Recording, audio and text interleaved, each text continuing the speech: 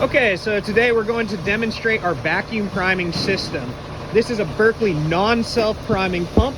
So if you want to draft out of a pond or any non-pressurized source of water, you have to have an assist. That's what this does right here. We're capping off our line with a butterfly valve, just like it would be on a truck system. As you can see, if you follow the air line, we'll run it over. Actually, we're using the truck's compressor and the truck's air tank to power this. We're going to lift this up on a forklift to demonstrate that it will draft vertically.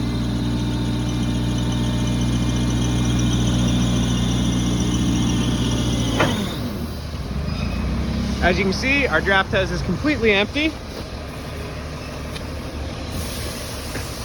Put it in our trusty 55-gallon drum here.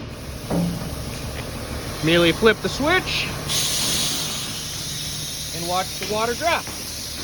We've dyed the water blue for ease of visibility.